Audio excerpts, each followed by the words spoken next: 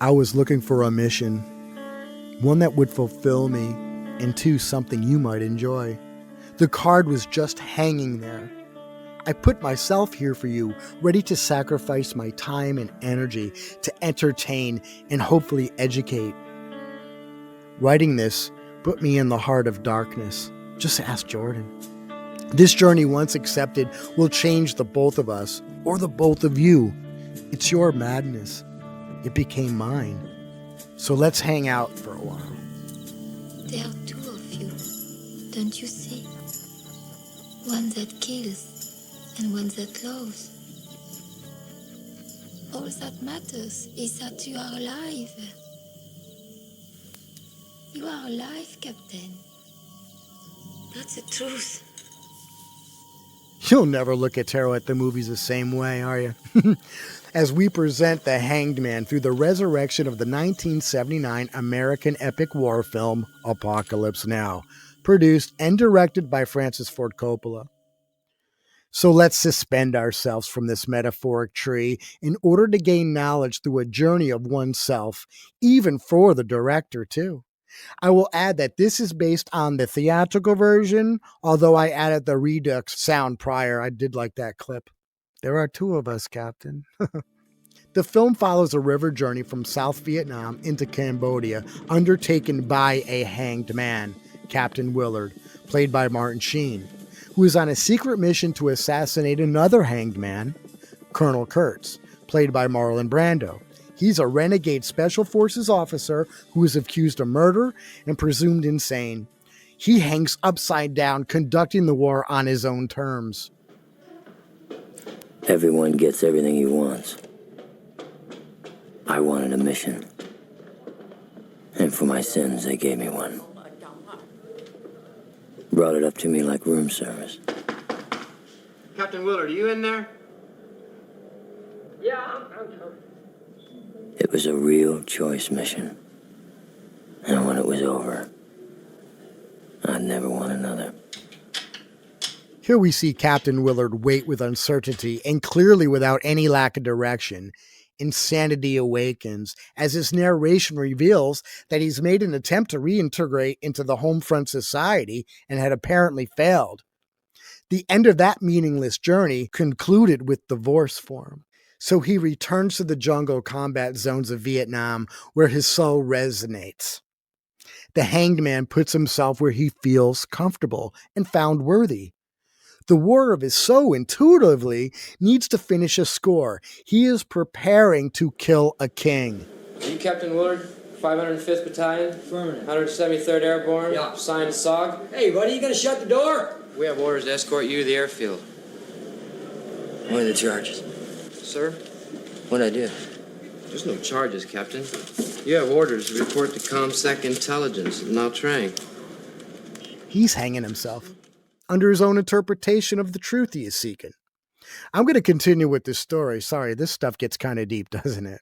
So in 1969, during the Vietnam War, U.S. Army Special Forces Colonel Walter E. Kurtz has apparently gone insane and was waging a brutal guerrilla war against ordered forces without permission from his commanders. At an outpost in Cambodia, he commands American and Montagnard troops, who see him as a demigod. Burned out Captain Benjamin L. Willard is summoned to the headquarters and is ordered to terminate Kurtz's command with extreme prejudice. Captain, you've heard of Colonel Walter E. Kurtz? Yes, sir, I've heard the name.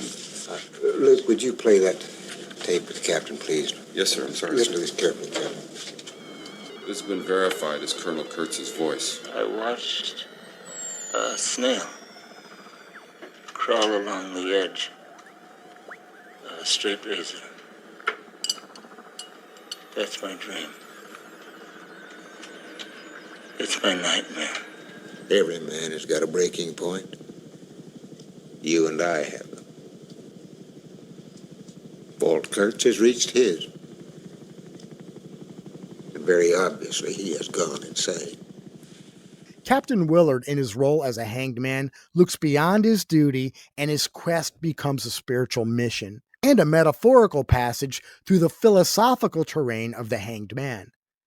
See, this card reflects a particular need to suspend a certain action. As a result, this might indicate a certain period of indecision. Your mission is to proceed up the Nung River in a Navy patrol boat.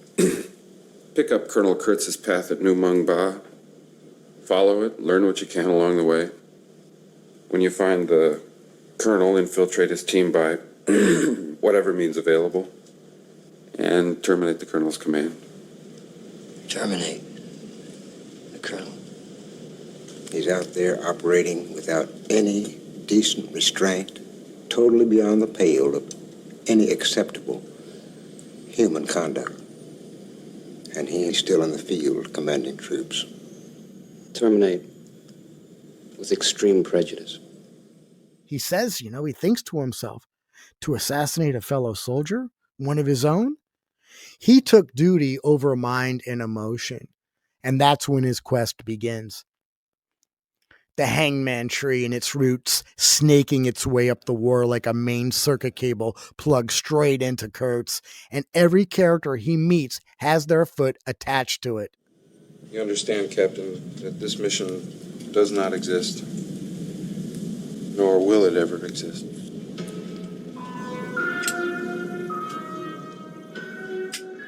Ambivalent Captain Willard joins a U.S. Navy river patrol boat, accompanied by Chief, Lance, Chef, and Mr. Clean, to quietly navigate up the Nung River to Kurtz's outpost. Captain Willard was quoted as saying, "They're rock and rollers with one foot in their graves." Or maybe they're rock and rollers with one foot in the tree due to the uncertainty of the mission that they're about to embark on. So before reaching the coastal mouth of the Nung River, they rendezvous with the 1st Squadron and 9th Cavalry Regiment, a helicopter-borne air assault command unit, and it's commanded by Lieutenant Colonel Bill Kilgore, to discuss safe passage and to escort them into the mouth of madness. It was the air cab, first of the night. That's them. Our escorts to the mouth of the Nung River. Captain Willard, I carry priority papers to ComSec Intelligence, 2 Corps. I understand the Trang has briefed you on the requirements of my mission. What mission? I haven't heard from the Trang. Sir, your unit's supposed to escort us into the Nung. Well, we'll see what we can do, but just stand in my way till this is done, Captain. Kilgore, a.k.a. another hanged man, is initially uncooperative, but he becomes more engaged after discovering that Lance is a well-known surfer. Kilgore is hanging upside down, viewing the war from a completely different perspective. He has an air of absurdity, leading him to do things like sending his soldiers out to surf in the middle of a battle, or play Ride of the Valkyries during an airborne attack. Even on a beach onslaught, the colonel's face expressions are calm and serene as bombs are exploding around him feet away. He's illuminated by napalm in the distance as he's connected to something greater than himself.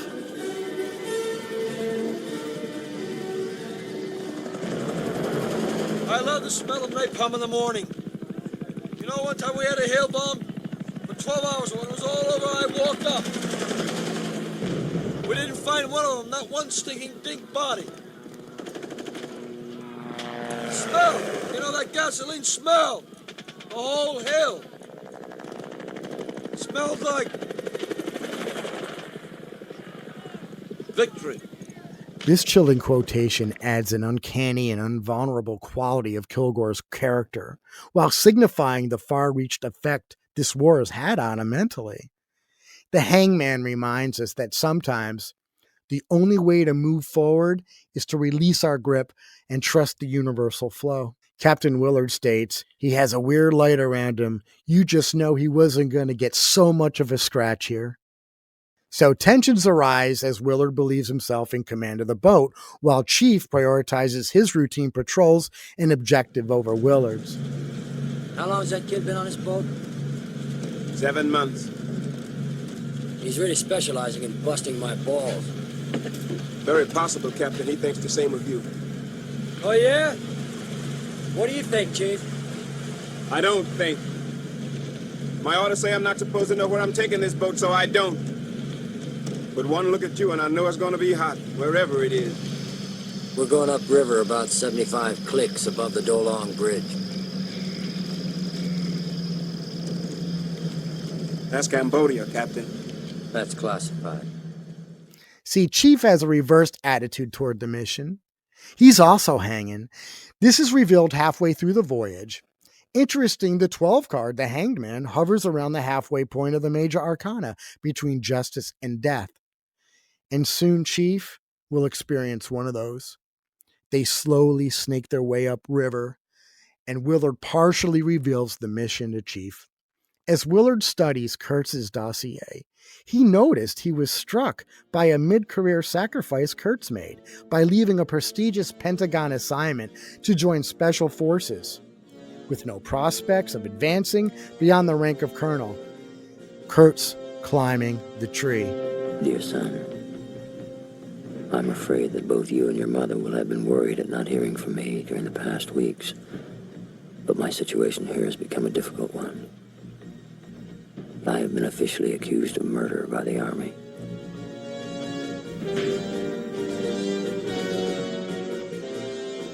Kurt's deep spiritual awareness can only be maintained amidst all the outer activities of life.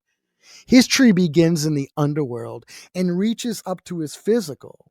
He's past justice, and now he's in a genuine experience. He's feeling enlightened, and he's grasping for death. Kurtz surrendered to the rhythms of war by joining the rituals of this death instead of watching them, giving place to his savage, his true self, rooted in the underworld. In this war, things get confused out there. Power, ideals, the old morality, and practical military necessity.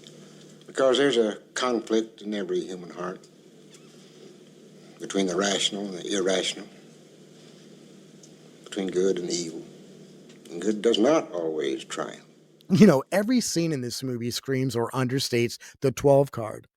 So let's take the next revelation as the boat stumbles upon a USO show with Playboy bunnies. How you doing out there? I said, how you doing out there? What is that all these four of us up here? All of you out there who work so goddamn hard on Operation Brute Force. Hello, all you paratroopers out there. And the Marines. And the sailors. We're proud of you because we know how tough and how hard it's been. Yeah. And to prove it, we're going to give you some entertainment we know you're going to like. Miss August, Miss Sandra Beatty,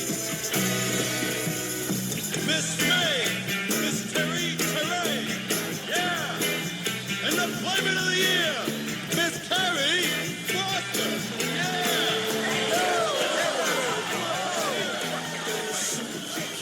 Just a footnote, the United States Service Organization, the USO, is an American non-profit charitable corporation that provides live entertainment such as comedians, actors, and musicians, social facilities, and other programs to help the members of the United States Armed Forces.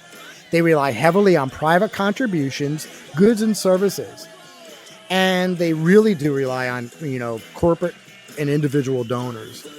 The USO sought to be the GI's home away from home. Involvement in the USO was one of the many ways in which the nation can come together to support the war effort. Nearly 1.5 million people have volunteered for their services in some way. The Hanged Man card, as well with the Playmates, provides an escape from reality by shifting perspective. Their support is a direct image of peace and understanding in the horror of the situation.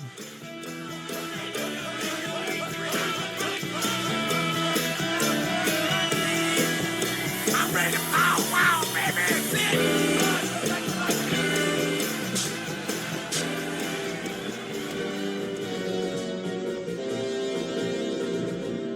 The alleged victims were 4 Vietnamese double agents. We spent months uncovering them and accumulating evidence. When absolute proof was completed, we acted. We acted like soldiers. The charges aren't justified. They are, in fact, and in the circumstances of this conflict, quite completely insane. Far into the branches of the tree, they visit a remote U.S. Army outpost, seeking information and receiving a dispatch bag containing official and personal mail. Willard learns through the dispatch that yet another operative, Special Forces Captain Richard Colby, was sent on an earlier mission identical to Willard's and has since joined Kurtz. He climbed the tree, you know. The venom through the roots grabbed Colby, pulling him into the bosom of the jungle and pulling him into the bosom of Kurtz. Later, Lance activates a smoke grenade while under the influence of LSD, attracting enemy fire, causing Mr. Clean's death. Lance, a reversed hangman, became independent, but searched for his enlightenment through drugs. He was fighting his inner self, not accepting his reality at all, denying his basic need for survival, and most important, his team. You got us in this mess, and now you can't get us out because you don't know where the hell you're going, do you? Further upriver, Chief is impaled by a spear thrown by a mountain yard and attempts to kill Willard by forcing the same spear point into him. Willard has to subdue him until, unfortunately, Chief dies. And at that point, Willard reveals his mission to Chef, who is now in charge of the boat.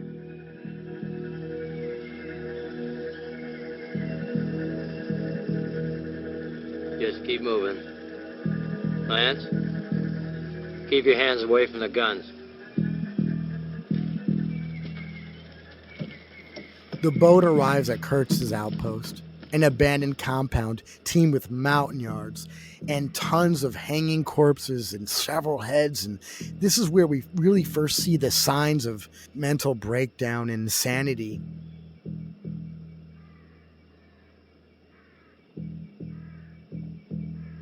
Willard, Chef, and Lance are greeted by an American photojournalist who praises Kurt's genius. Who are all these people? Yeah, well, they think you've come to take him away, and I hope that isn't true. Take who away? Him! Colonel Kurtz. These are all his children, man, as far as you can see. Hell, man, out here, we're all his children. Could we, talk to Colonel Kurtz? Hey, man, you don't talk to the Colonel, well, you listen to him. The man's enlarged my mind. He's a poet, warrior in the classic sense. I mean, sometimes he'll, you say hello to him, right? And he'll just walk right by you, and he won't even notice you. And then suddenly he'll grab you, and he'll throw you in a corner, and he'll say, do you know that if is the middle word in life? If you can keep your head when all about you're losing theirs and blaming it on you, if you can trust yourself when all men doubt you. I mean, I can't. I'm a little man. He's a great man. I should have been a pair of ragged claws scuttling across floors of silent seas. I mean, stay with the boat. Hey, don't go without me, okay? I want to get a picture. Meet Jack, the photojournalist, the first American to meet Kurtz after his transformation into this crazed megalomaniac. But he describes him as a great man and a man that reads poetry aloud. Jack put himself into several wars, and where everyone else is frenzied, he only knows peace. Meeting the hanged man, he feels enlightened. There's something happening out here, man. You know something, man? I know something that you don't know. That's right, Jack. The man is clear in his mind, but his soul is mad. Oh, yeah. He's dying, I think. He hates all this. He hates it. You're gonna help him. I mean, what are they gonna say, man, when he's gone, huh? Because he dies. When it dies, man. When it dies, he dies. What are they gonna say about him? What are they gonna say? He was a kind man. He was a wise man. He had plans. He had wisdom. Bullshit, man. Am I gonna be the one that's gonna set them straight? Look at me, wrong. They encounter a nearly catatonic Colby. Willard sets out with Lance to find Kurtz, leaving Chef with orders to call in an airstrike on that outpost if they don't return. But Kurtz's truly worthless nature comes to light when he tortures Willard physically, one, by capturing him and putting him in a bamboo-like prison, but mentally torturing him by showing him the decapitated head of his friend Chef, whom Kurtz just murdered. Yeah!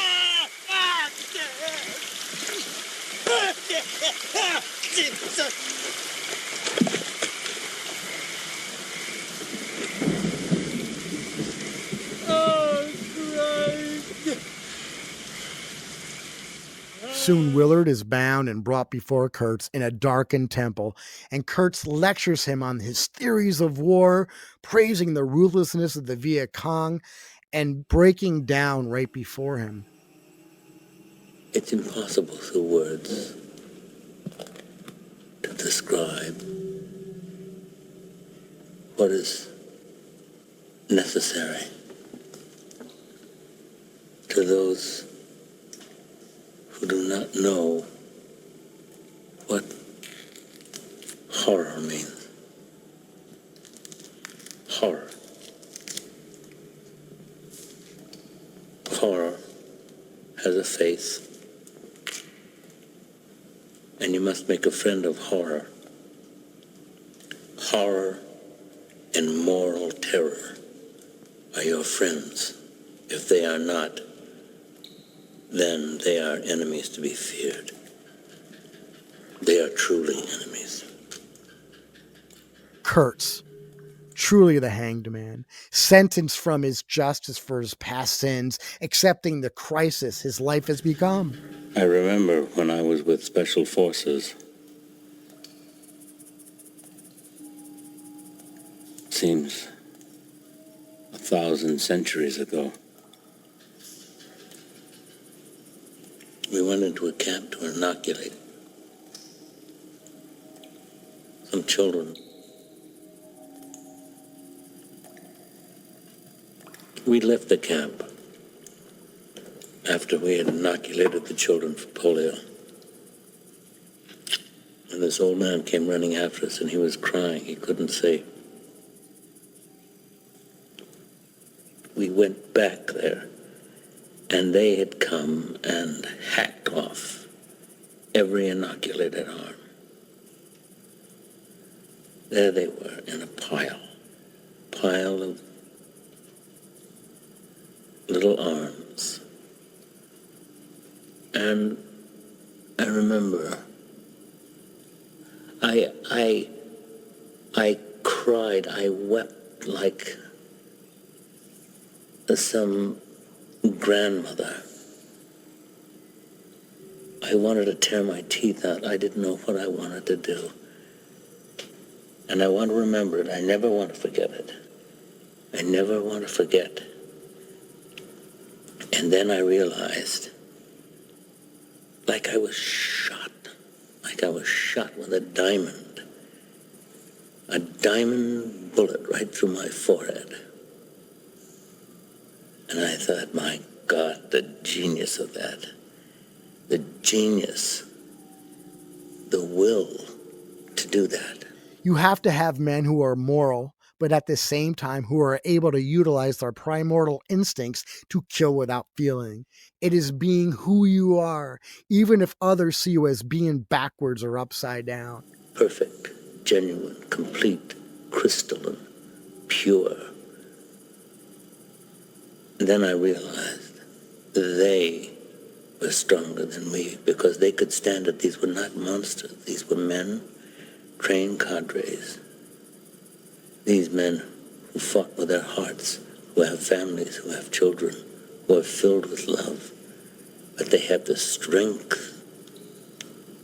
The strength. His ego sees surrender as death. But his life is connected to the end of this river, and the end of this river is only horror. Kurtz asked to be cut down from the tree. He just couldn't let go of it. He was tangled and lost in its branches, no longer being connected to this lie. They were going to make me a major for this. And I wasn't even in their fucking army anymore. Everybody wanted me to do it. Him most of all. I felt like he was up there, waiting for me to take the pain away. He just wanted to go out like a soldier, standing up. Not like some poor, wasted, rag-assed renegade. Even the jungle wanted him dead. And that's who he really took his orders from anyway. The setting sun suggests the waning of his light as a water buffalo is being prepared for sacrifice outside the temple. Kurtz begins his dark night of the soul, where he can only wait without confident vision of how it's going to end. Willard prepares himself with war paint, and he sharpens a machete.